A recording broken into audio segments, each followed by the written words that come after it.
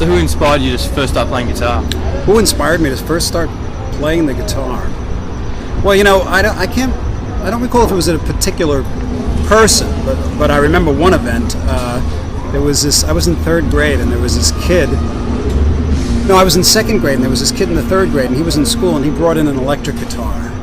And I remember I was always fascinated with the guitar. And I always thought that I wanted to play it. And when I saw this kid playing it, I said, that's it. I've got to play it. So it was that kid in third grade.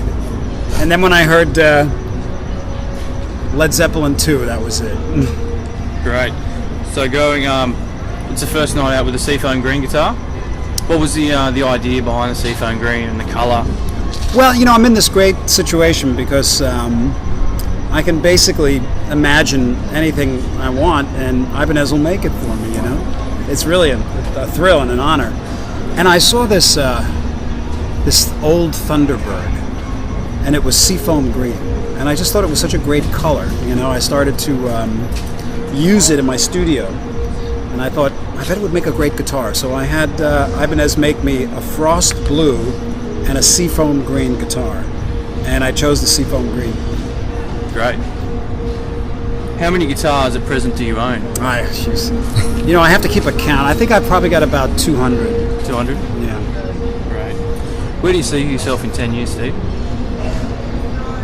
Well, hopefully back here playing again for the 20th time or something. I don't know. I don't know. I used to look into the future quite a bit and plot and plan. But the future has a way of dictating its own dictates sometime.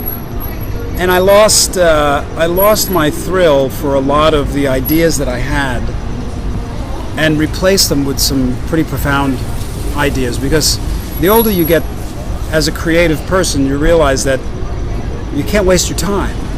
You got to really do, and you got to kind of put out. So I really hope to be making records and doing interesting sonic things, and whatever comes along.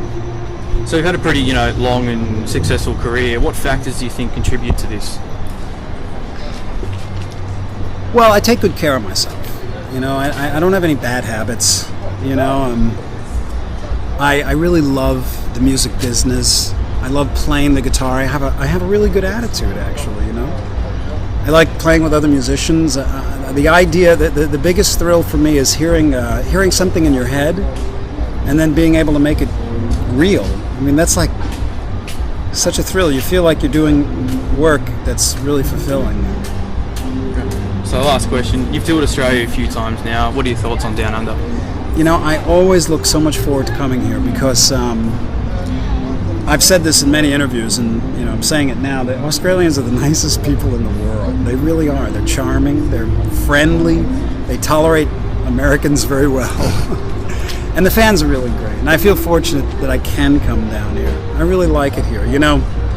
Australia is in a situation where they've never had to spend a lot of resources on protecting themselves from the wars that go on in the world and whatnot. So they have a different appreciation for culture and things that are humanizing. You know what I mean? And you feel that when you're here. And I like being here as a result. Great. Thank you for your time, Steve. Thanks.